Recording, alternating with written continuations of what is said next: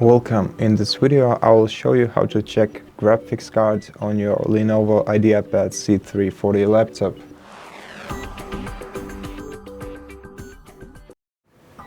So to check what graphics card is installed on your PC, you have to open Task Manager. To do that, right click on the taskbar and then select Task Manager, then go to the Performance section right here and then select your GPU.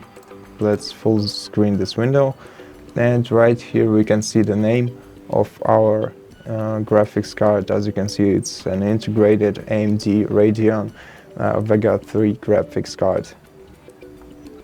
And that's basically it.